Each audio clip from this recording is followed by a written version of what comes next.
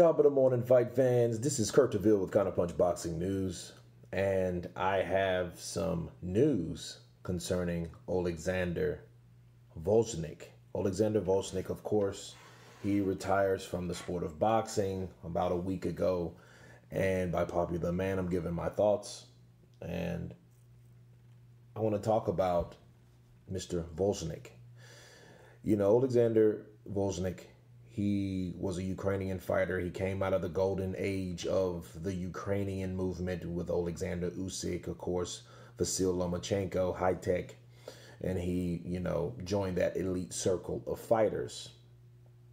And a lot of people questioned, why did he retire at age 33? Well, I think, for one, it was a combination of a couple things, okay? The Ukrainians, they really look at the amateurs is the pinnacle. That's paramount when it comes to boxing overall. The amateur, the Olympian, or if you're Olympian or you're Olympic gold, you can't get any higher than that, because that's worldwide, but also professional boxing is worldwide. Regardless of who wants to fight where, it's still regarded as a worldwide sport. But that's their mentality. So I think they spend a lot of time, the Ukrainians, in the amateur rankings, spending time when they could have went pro a long time ago. That's why you see Gvozdyk, he only had, 18 fights, 18 fights, 14 by KO, good speed, good counterpuncher, orthodox fighter. He kind of puts you in the mind of I would say Amir Khan, but he didn't throw as many punches. But he did throw volumes of punches. He's a good combination fighter, and he's a counterpuncher, okay? His biggest win by far was Adonis Superman Stevenson. But Stevenson at the time was 39, 40 years old, because he's 42 now. He'll be 43 this year. He suffered a brain injury in that fight, and I think that was another factor for Gvozdyk. Even though he kept fighting, I think that puts a hold on any fighter, that if you inflict that degree of pain on another fighter, that can deter your journey, okay, your career. If you look at Ray Boom Boom Mancini, I think of him first off, when he killed Kim, okay, he quit fighting.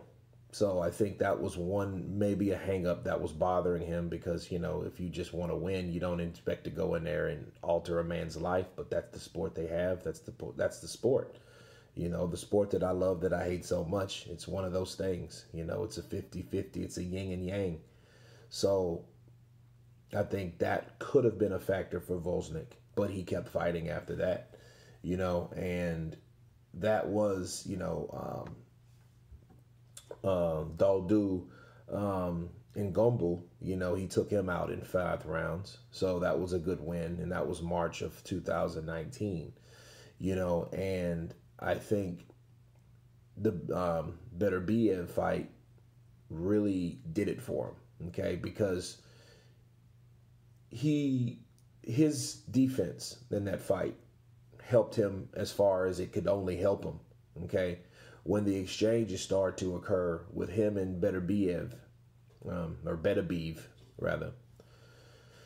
Beterbiev was just a stronger, tougher, durable opponent, and he was also a counterpuncher, and he didn't throw 4 or 5 punches.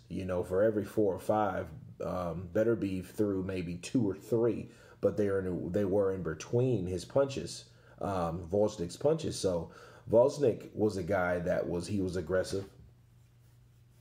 He was, he had his shots off. He hurt Beterbiev in that fight. It was a great fight. Don't get me wrong. It was very competitive. But Beterbiev, he started landing that right to the body, and that started hurting Gvozdyk. And I think that was the beginning of the end, because he started breaking him down, okay? And one thing about Gvozdyk, he's able to throw 3 to 4 to 5 and then to hold. Beterbiev was so strong that by round 6 or 7, he couldn't do that no longer, okay? Because Beterbiev, just punched through, or disregarded the attempted holds, the grabs, because he was trying to get or keep Beterbiev off of him, keep him at bay, wrap him up, tie him up. But he couldn't do that because I think of the body punishment. Okay. And then, of course, the right over the jab was hurting him. That right hand from Beterbiev. Gvozdyk in Russian means nails. Okay. Well, that being the case, nails are very hard instruments, right? But so is a hammer. And I think Beterbiev should be translated as a hammer because that's what he was getting hit with. Beterbiev was hitting him, and you could tell it was affecting his shots.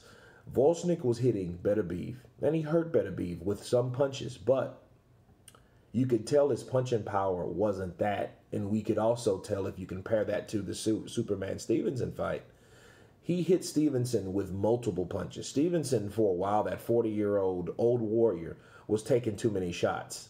And he took too many shots to the head. That's how he ended up in the hospital, which also resulted in a coma, okay, because he took too many punches. But these were volume punches. Not saying they weren't hard, but I think what was the more impact was the volume of punches he was getting hit with. Beterbiev was hitting him with 1 to 2 shots. Okay, now he started putting together 3 and 4 later on, and Gvozdyk couldn't handle that.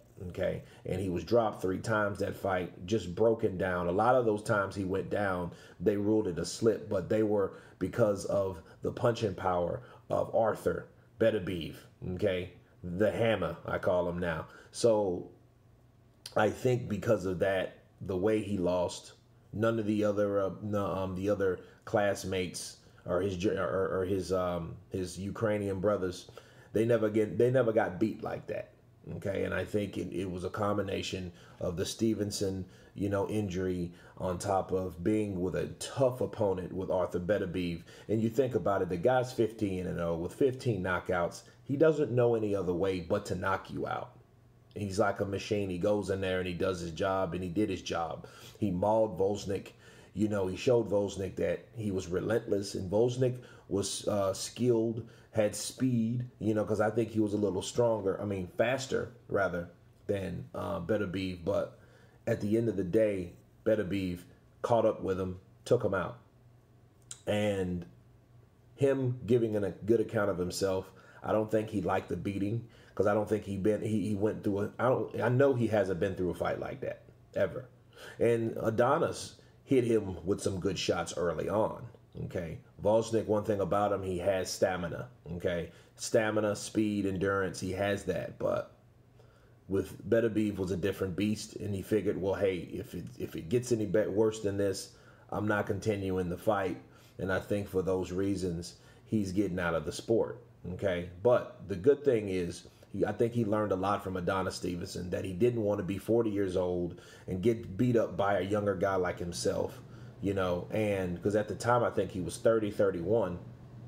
So he had, he was 10 years younger than Stevenson. So I think that he didn't want to be like Stevenson. And if he's going to get beat at 33, imagine what could happen to him at age 38, 36, 40. If he stayed fighting that long. But, I think for those reasons, he decided to retire from the sport of boxing. He's still 30, 33. He's still 33 years of age, okay? And actually, he was 32 when he fought Beterbiev, okay? So, he made a good account of himself, and like Klitschko did with Joshua, it was like, well, hey, I can't do any better than I did that night. So if that's the case, let me hang up the gloves. And a lot of people might think it's premature, but at the end of the day, I think he's learned a lot from a loss and from a victory on why he should retire. So those are my thoughts on Oleksandr Gvozdyk and why he retired. You guys tell me what you think about Oleksandr's retirement. Of course, please subscribe. And you guys been Counterpunch. Peace.